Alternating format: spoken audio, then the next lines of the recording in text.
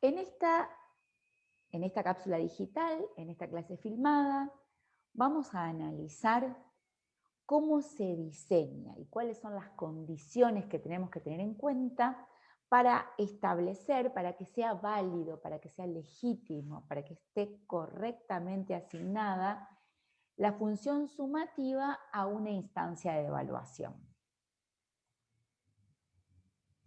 Entonces, cuando yo armo, cuando yo defino, cuando yo quiero utilizar la función sumativa, tengo que respetar determinadas condiciones. Si bien sabemos, y lo hemos visto con anterioridad, que mientras que la función diagnóstica y formativa admiten tanto instancias formales como no formales de evaluación, es decir, yo puedo utilizar estas funciones diagnóstica y formativa en cualquier momento, cuando planifiqué una actividad para usarlas o cuando por alguna circunstancia el alumno me pregunta algo, me manifiesta una duda, estamos exponiendo algo y el alumno me interrumpe, me hace una pregunta y me doy cuenta que tengo que utilizar la función formativa o la diagnóstica, es decir, hay total libertad, porque tanto la función diagnóstica como la formativa, usarla es siempre a favor del alumno. Cuanto yo más uso las funciones diagnóstica y formativa, mejor puedo acompañar al alumno, mejor puedo tomar contacto con su proceso de aprendizaje y decisiones más oportunas y más eficaces puedo hacer para optimizar ese proceso. Ahora bien, como ya hemos dicho en otras oportunidades, la función sumativa es otra cuestión. Para la función sumativa solamente utilizo instancias planificadas. Pero entonces, si hemos dicho que las instancias planificadas, es decir, las formales, las actividades que yo armo, las tareas que le asigno a los alumnos, las obligaciones de hacer determinada cosa, son todas instancias formales y pueden ser utilizadas desde las tres funciones. Es decir, si cualquier actividad que yo arme, cualquier tarea que yo asigne, puede ser planificada para cualquiera de las tres funciones, cuando resulta válido que esa función sea la sumativa. Cuando en una instancia formal de evaluación yo estoy autorizada, es legítimo, es correcto utilizar la función sumativa. Eso es lo que vamos a ver en esta cápsula digital. Concretamente vamos a analizar en qué momento, bajo qué circunstancias y avisando qué cuestiones. Entonces, lo primero que tenemos que definir es cuándo. ¿En qué momento yo, una instancia formal de evaluación, una actividad o una tarea asignada, en qué momento yo puedo definir usarla en función sumativa? Como primer requisito, yo puedo utilizar la función sumativa cuando he finalizado, cuando he concluido, cuando considero terminado un proceso, un desarrollo sistemático de contenidos en una secuencia didáctica o trayecto formativo.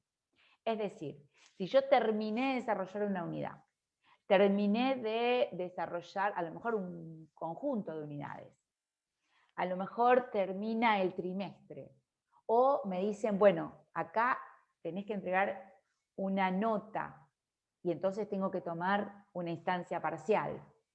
Es decir, cuando yo considero que determinados contenidos ya han sido desarrollados, ya han sido trabajados, ya he utilizado ahí las estrategias didácticas que tenía que utilizar y yo no voy a seguir dando ese contenido, recién ahí yo puedo utilizar la función sumativa para esos contenidos.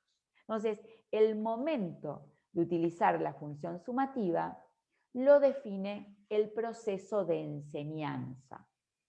El tiempo, la fecha, el día, la hora, son cuestiones que se definen desde la enseñanza, no desde el aprendizaje, porque yo no puedo decir que voy a utilizar la función sumativa cuando terminó el proceso de aprendizaje del alumno, porque yo no sé si terminó o no.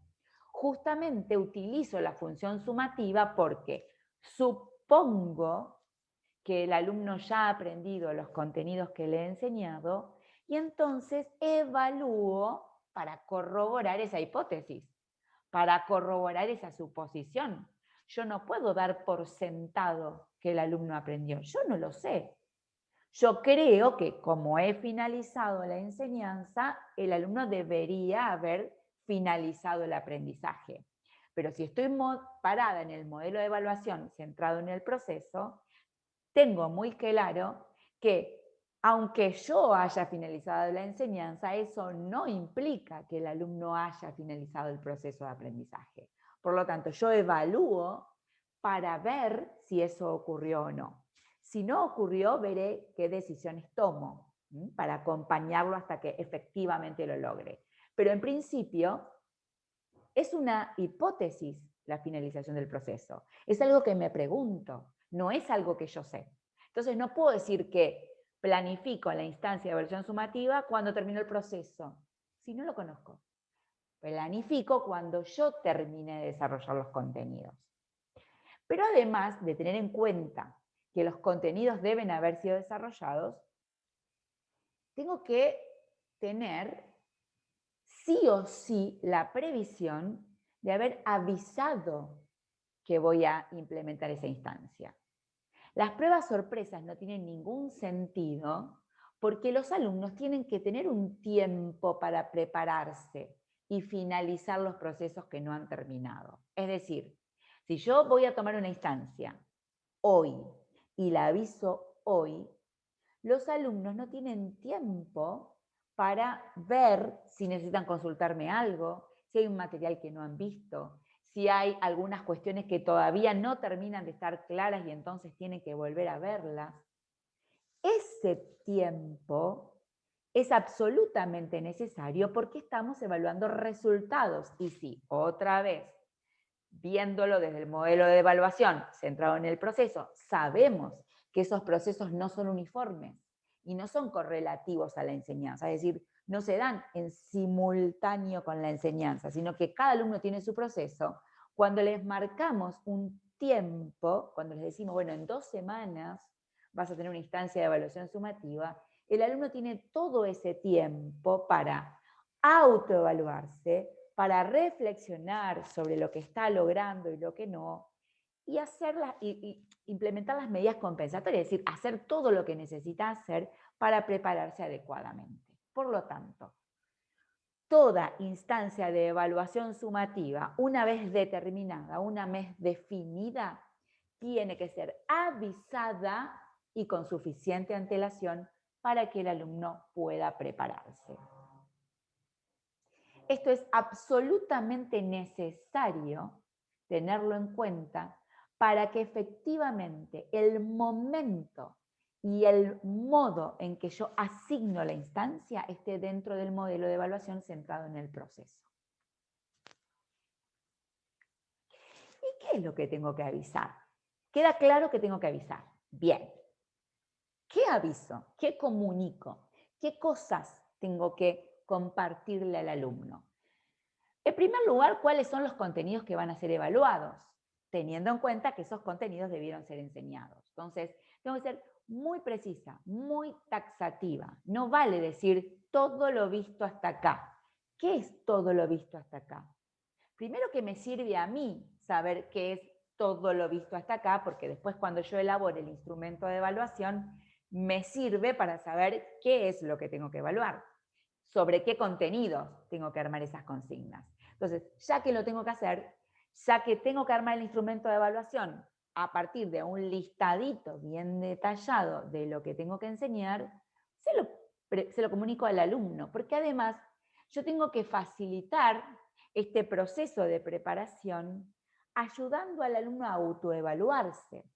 Si yo no le digo cuáles son los contenidos que estuvimos trabajando, el alumno no puede chequear si lo que él piensa que estuvimos trabajando se corresponde con lo que efectivamente estuvimos trabajando. Un listado de contenidos a evaluar va a permitir que el alumno chequee si tiene todo el material, y cuando digo contenidos también digo los materiales que son obligatorios, es decir, la bibliografía, los textos, las cápsulas digitales, lo que el alumno tiene que obligatoriamente revisar para esa instancia de evaluación. Entonces, si yo le digo a los alumnos, estos son los contenidos y estos son los materiales, el alumno puede autoevaluarse. Puede decir, ah, bueno, entonces, esto me falta, esto no lo vi, esto no tengo idea de qué me está hablando y lo pregunto. Entonces, absolutamente necesario que sean los contenidos de manera explícita. Los tipos de instrumento, es decir, qué tipo de actividad va a tener que resolver el alumno, porque no es lo mismo decirle, vas a tener que responder un cuestionario de preguntas, que generalmente esas preguntas son sobre lo que el alumno ha estudiado de manera literal, es decir, el alumno tiene que tratar de recordar información, aunque no la comprenda demasiado, porque le vamos a hacer preguntas. Es muy diferente eso a que le digamos vas a tener que resolver casos, vas a tener que resolver problemas, vas a tener que contestar verdadero, falso y fundamentar, vas a tener que identificar en ciertas frases elementos que son propios de tal o cual teoría. No es lo mismo, porque en el primer caso el alumno va a estudiar, se va a preparar de manera más informativa, va a tratar de tener toda la información en su cabeza para poder contestar esas preguntas. En el segundo caso, se da cuenta que si tiene la información en la cabeza, pero no la entiende, no la va a poder usar para resolver casos, para identificar elementos en una consigna, para fundamentar. El estudio, la preparación para la instancia es totalmente diferente. Por lo tanto, yo tengo que anticiparle. Cuando le digo, dentro de 2 semanas tenés un examen, tengo que decirle de qué se va a tratar ese examen para que él pueda prepararse adecuadamente. Y además también le tengo que avisar, porque forma parte de las características de la instancia, cuáles son las reglas de implementación, cómo se va a desarrollar esa instancia. Además de que esto es necesario para que el alumno pueda prepararse, es necesario para que disminuya el nivel de ansiedad y de estrés. Muchos de los niveles de angustia que el alumno experimenta antes de un examen o de una instancia formal de evaluación sumativa es porque no sabe muy bien qué va a pasar ahí, a qué se tiene que someter, qué va a ocurrir en ese examen. Entonces hay que clarificar esas pautas, hay que decirle al alumno qué es lo que va a ocurrir. Y finalmente hay que explicitar los criterios de evaluación, es decir, cómo voy a corregir en términos de qué va a ser aceptado como válido y qué no, qué puntaje va a recibir este tipo de producción y qué calidades estoy esperando en el examen, en la tarea que va a resolver el alumno. Vamos a ver con detenimiento un poquito más cada uno de estos elementos que yo tengo que comunicar.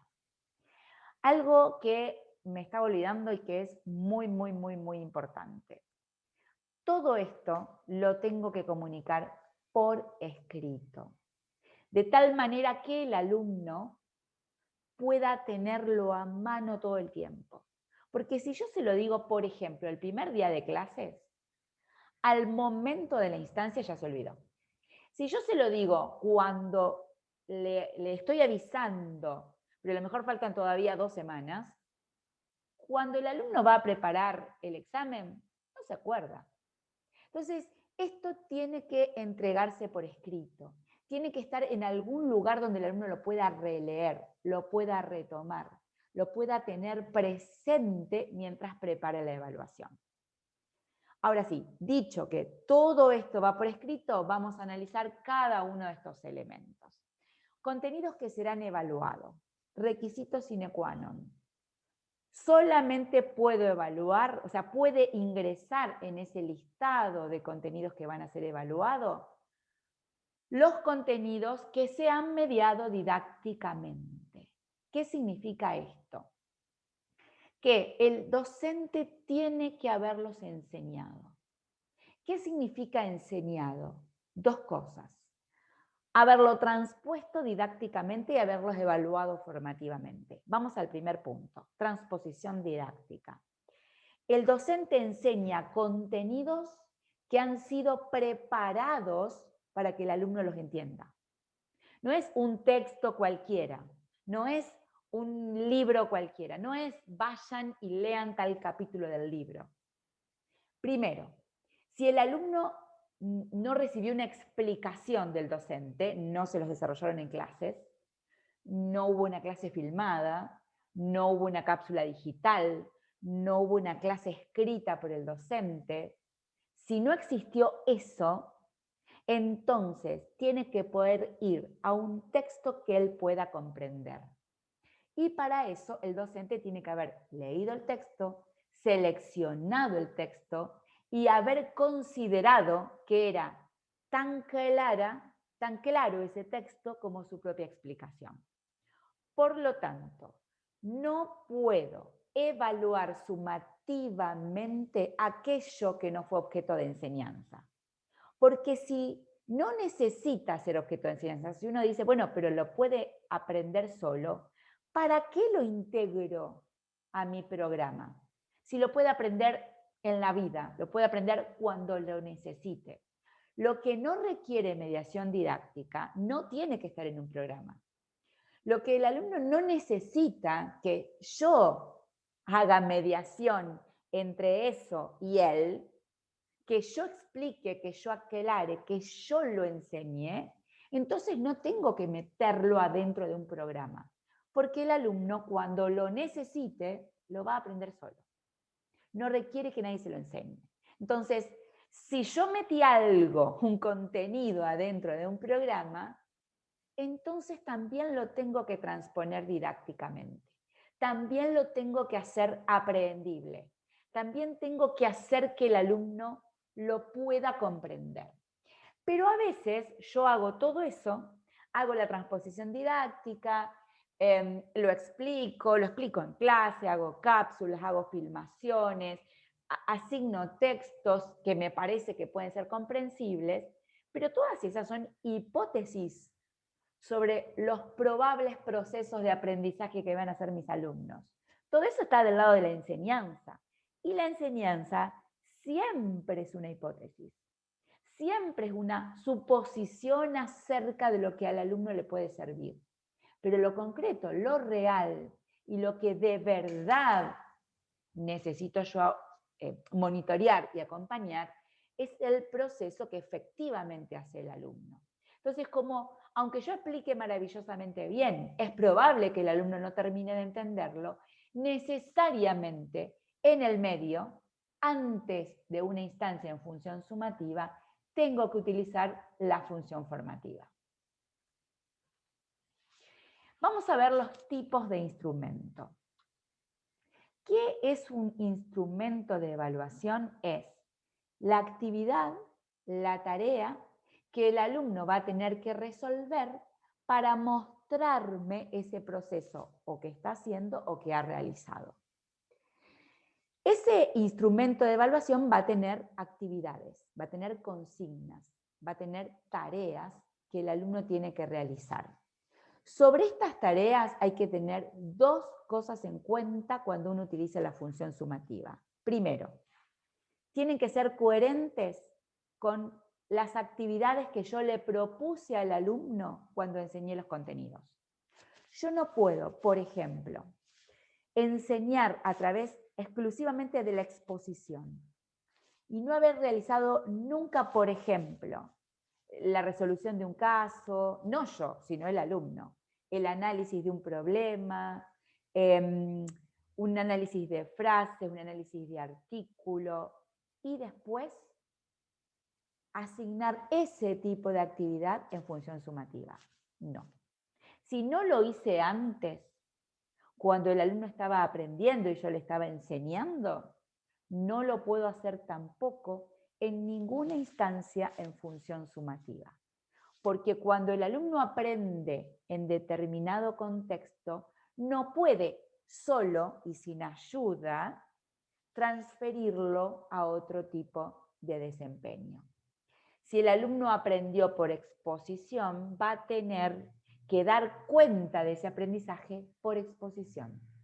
Si el alumno aprendió a analizar, a relacionar y a aplicar porque yo lo enseñé de esa manera, entonces puedo pedirlo en una instancia sumativa de evaluación y ahí puedo exigir que relacione, que aplique, que transfiera, que piense. Si no, no. Y una manera muy eficaz para que si el alumno no está preparado suficientemente para resolver el tipo de evaluación que yo le propongo, pueda pedir ayuda, es adelantarles modelos de evaluación. Es decir, proponerle, mostrarle, poner a disposición del alumno una prueba, un examen, un trabajo práctico, algo muy parecido, por supuesto, no igual, solo parecido, a aquello que finalmente le voy a asignar en la instancia que voy a utilizar.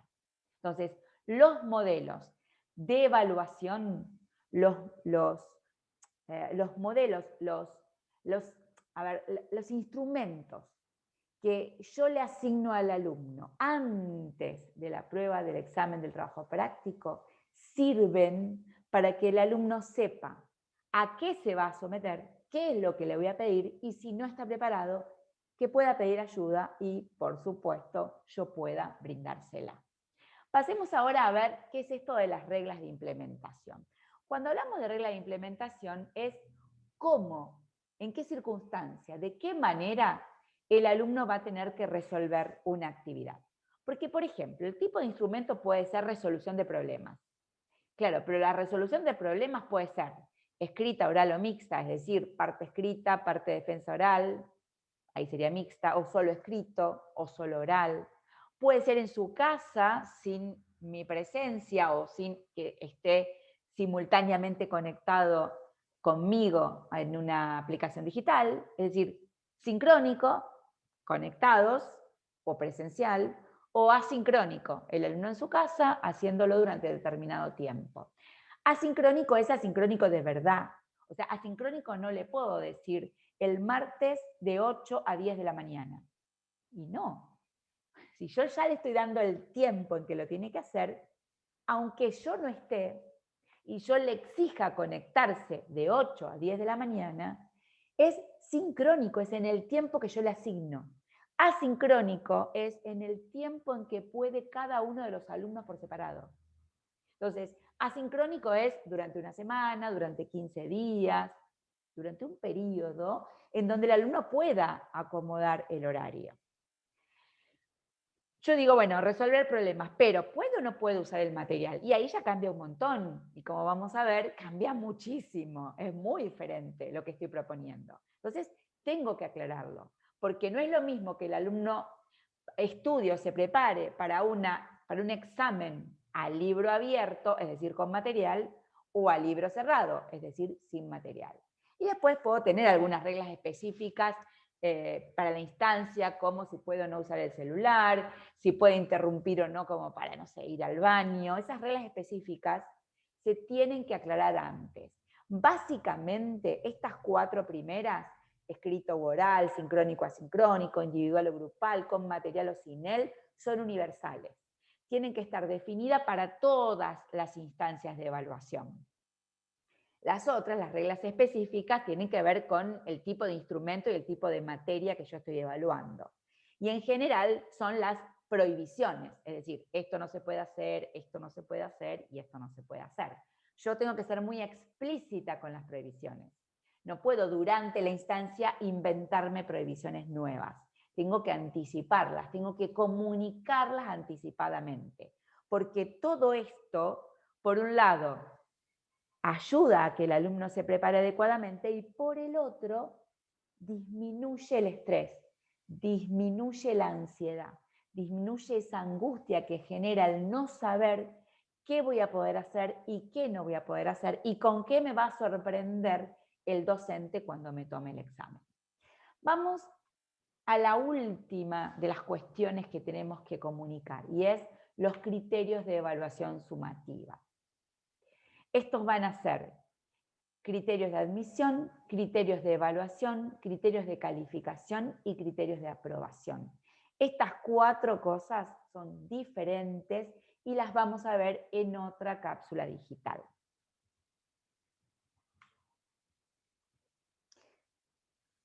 Veamos ahora. Ya hemos avisado todo eso, ya sabemos que el alumno tiene que estar enterado de todo lo que acabamos de proponer y ahora nos ponemos a planificar la instancia. ¿Qué planificamos? ¿Qué cosas tenemos que decidir? ¿Qué cosas tenemos que diagramar cuando yo estoy pensando en una instancia en función sumativa? Resalté la palabra planificar porque de todas las instancias de evaluación, de todas las funciones de evaluación, la sumativa requiere de un diseño y una planificación muy cuidadosa, con mucho detalle, muy cuidada, porque es muy importante el efecto de este tipo de instancia. Este tipo de instancia determina la regularidad, la promoción, la acreditación de un trayecto. No es cualquier tipo de instancia. Por lo tanto, su planificación tiene que ser absolutamente cuidadosa. ¿Y qué tengo que prever? ¿Qué tengo que planificar? Algo que es muy importante y no hemos mencionado hasta el momento es, tengo que asegurar la confiabilidad de la información que voy a recoger en esa instancia. ¿Qué significa? Que tengo que tomar las medidas necesarias para que la producción que yo voy a corregir luego, la información que voy a recoger en la instancia y la que voy a corregir y sobre la que voy a poner una calificación, sea una producción del alumno que estoy evaluando. Tengo que, por todos los medios a mi alcance, evitar que lo que yo estoy leyendo o lo que estoy escuchando o lo que estoy viendo no lo haya hecho el alumno que estoy evaluando, sino otra persona. Si yo no puedo asegurar esos medios, si yo permito deliberadamente, es decir, si yo no hago lo necesario y permito que el alumno pueda tomar la producción de otra persona y presentarla como propia, es un error mío. No es solamente del alumno. Puede ser un error en el punto de vista ético del alumno que está engañando, pero es un error técnico y propio de mi función el no preverlo, el no anticiparme, el no tomar las medidas. Entonces, esto es muy importante. Luego que tomé todas estas medidas, especialmente que son importantes en la virtualidad, porque de última, en la presencialidad, si el examen es sincrónico, yo estoy ahí y veo que es el alumno el que lo está realizando. En cambio, en la virtualidad, esto se complica un poco más. Pero una vez que lo he decidido y lo he resuelto, voy a diseñar el instrumento. Voy a armar las consignas.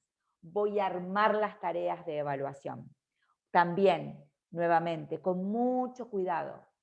No las puedo improvisar. No puedo llegar al aula o llegar al Zoom y decir, bueno, a ver, háblame sobre el punto 4 del programa. Ni siquiera cuando el examen es oral puedo improvisar. Tiene que estar pensado, tiene que estar armado. Yo tengo que poder garantizar que el tipo de consigna que voy a asignar al alumno me muestra, a través de la elaboración que me va a entregar el alumno, me muestra lo que yo quiero ver. Y esto no se puede improvisar. Elegir la modalidad de implementación no es anecdótico. Elegir si es escrito u oral, si es con material o sin material, si es sincrónico o asincrónico, no es algo sin importancia. A veces la puedo elegir y a veces me lo indican. A veces hay reglamentos que dicen que la modalidad tiene que ser esta. Bueno, ya sea que me la indiquen, ya sea que la elija, la modalidad de implementación tiene mucho que ver con el diseño de las consignas, porque yo no diseño, no armo el mismo tipo de consignas si el examen va a ser oral o escrito, si va a ser sincrónico o asincrónico, si va a ser con material o sin él, si va a ser individual o grupal. No es lo mismo. Por lo tanto, el diseño de la consigna y la modalidad de implementación tienen que ir interactuando. Si yo puedo elegirla, puedo primero armar la consigna y después ver cuál sería la mejor manera en que el alumno puede resolverla. Si a mí me indican cuál es la modalidad, teniendo en cuenta la modalidad que me indican, yo tengo que armar las consignas y las actividades. Una vez que he armado todo esto, recién ahí me pongo a escribir los criterios de evaluación y calificación, no antes. Porque yo no sé qué tipo, no podría armar los criterios de evaluación sin saber qué tipo de consignas voy a tomar y cómo voy a implementar la instancia, cómo la va a resolver el alumno, aunque no haya redactado la consigna. Pero si yo sé que voy a tomar resolución de problemas, multiple choice y verdadero o falso, los criterios de evaluación van a ser para ese tipo de consignas y no para cualquier otra. Entonces, después de haber decidido cuáles son los instrumentos y la modalidad de implementación, recién ahí puedo ponerme a armar los criterios de evaluación y calificación. Y finalmente, tengo que planificar instancias de seguimiento, es decir, tengo que armar, establecer y comunicarle al alumno cómo lo voy a acompañar desde que digo, desde que comunico que se va a realizar la instancia hasta que finalmente se termine implementando. En todo ese tiempo yo tengo que ofrecer canales de consulta, instancias de seguimiento, tengo que ofrecer, estar a disposición del alumno de la manera más oportuna, permanente y eficaz que yo pueda proponer para que el alumno me tenga de maestro particular, entre que yo le aviso y termino tomándole la instancia. Porque es ahí donde van a aparecer las dudas, las confusiones, los problemas, y es ahí donde yo desempeño mi mejor rol como docente, ayudándolo a completar ese proceso que todavía no se ha completado.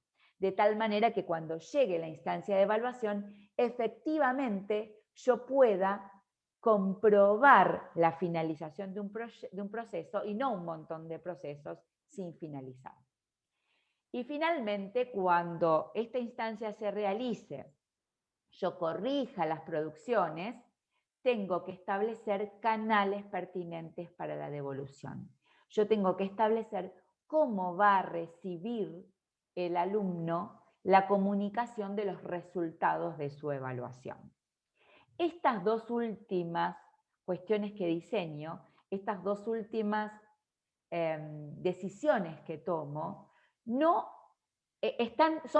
forman parte de la instancia en función sumativa, pero están pensadas desde la función formativa, porque están pensadas para procesos de aprendizaje que todavía no han terminado, aunque yo sí he finalizado la enseñanza.